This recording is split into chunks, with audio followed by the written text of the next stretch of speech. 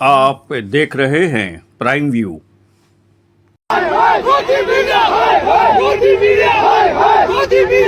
मुस्लिम का सीन नहीं है, ये इंसानियत का कत्ल है। उन्होंने वहाँ से क्या किया, हम बोल रहे थे मतलब अमन से रहना चाहिए, ये वहाँ से उनको इशारा कर रहे हैं कैमरा बंद कीजिए। 22 अप्रैल को पहलगांव में हुए आतंकी हमले में 26 लोगों की मौत और कई के घायल होने की पुष्टि हो गई है।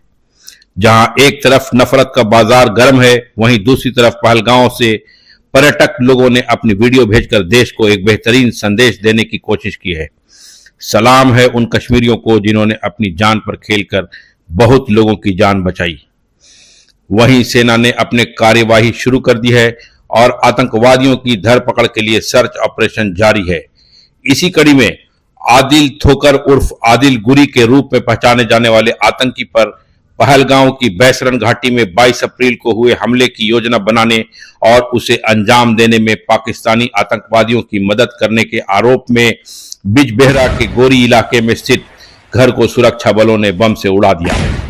वहीं इस हमले में शामिल दूसरे स्थानीय आतंकी आसिफ शेख के त्राल स्थित घर को जम्मू कश्मीर प्रशासन ने बुलडोजर से गिरा दिया। प्राइम व्यू के लिए शफी अहमद और सुहेल खान की रिपोर्ट। मैं सुबह से कश्मीर में घूम रही हूँ। मैं एक हिंदू हूँ, लेकिन मुस्लिम भाई हमारे कंधों से कंधे मिला के हमारे साथ खड़े हैं और उनको ना हिंदू से खतरा हो रहा है, ना हम लोगों को मुस्लिम से खतरा हो रहा है। ये सब उन लोगों को करना है और हमको भारतीय होने के नाते ये सब उनका जो इच्छा है कि यहाँ पे कश्मीर में लोग नहीं आना चाहिए। वो बताना चाहिए कि हर कश्मीरी, वो हिंदू हो या मुस्लिम हो, वो पर्यटकों के साथ है। हमारे घर वाले पैनिक हो रहे थे, तो भाई ने हमें बोला कि एक बार हम हमारी जान दे देंगे, लेकिन आपके जान को कुछ खतरा नहीं होने देंगे। ये भाईचारा है, ये इंडिया का, भारत का भाईचारा आबाद रहना चाहिए, भारत अखंड रहना चाहिए, ऐसा हमें लगता है। सरकार तो गई हुई है, मतलब इतना बड़ा आतंकवादी का हमला हुआ, उनकी कुछ पता ही नहीं है। इधर पूरे आर्मी का बेस है। मैं संकल्प आज 23 अप्रैल 2025 को ये वीडियो पहलगाम से बना रहा हूँ। कल 22 अप्रैल 2025 को ठीक हमारे पीछे ये जो स्नो कैप पहाड़ियां हैं, उनके नीचे जो पाइन ट्रीज हैं, वही है बैसारन वैली। वहां पे 28 लोगों की निर्मम रूप से आतंकवादियों द्वारा हत्या कर दी गई। वो निर्दोष टूरिस्ट जो अपने उसके साथ इस जगह को घूमने आए थे, उनका कोई कसूर नहीं था, उनको मार दिया गया और कहा जाता है कि उनका धर्म पूछ के उन्हें मार दिया गया। और जब ये देखा और जब इस पर मैं लगातार न्यूज देख रहा हूं कि बराबर इसी तरह से इस बारे में बात हो रही है, तो मुझे लगा कि क्योंकि हम जिंदा हैं फॉर्चुनेटली, तो मुझे लगा कि जिंदा कौमों को बात करनी चाहिए, इसलिए वीडियो बनाना बहुत जरूरी हो गया। कल जब यहाँ पे हमला हुआ तब हम लोग अरू वैली में थे और जब हम लोग नीचे आ रहे थे तो करीब 4:30 बजे हमारे घर वालों के फोन जब बजने शुरू हुए, जैसे ही हम नेटवर्क क्षेत्र में आए तो हमें पता लगा कि हमारे घर वाले बहुत ज्यादा पैनिक में रो रहे थे, बिलख रहे थे, परेशान थे। हमारे होटल से हमको फोन आ रहे थे कि सर हमें आपकी बड़ी चिंता हो रही है, आप लोग कहाँ पे हैं। हम लोग होटल आ चुके थे और उसके बाद हमने न्यूज देखनी शुरू की और जैसे जैसे इवेंट्स अनफोल्ड हुए तो हमें समझ में आया कि घर वाले क्यों इतने परेशान थे।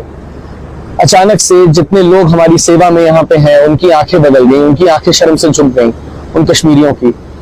इसलिए 2-4 बातें बहुत जरूरी हो गई कहना। सबसे पहले ये कि जो 28 लोग वहां पे मार दिए गए, जिनके परिवार उजड़ गए, उनके लिए किसी भी हद तक अगर संवेदना व्यक्त की जाए ना, वो पूरी नहीं हो सकती, क्योंकि वो लॉस इररिपेयरेबल है।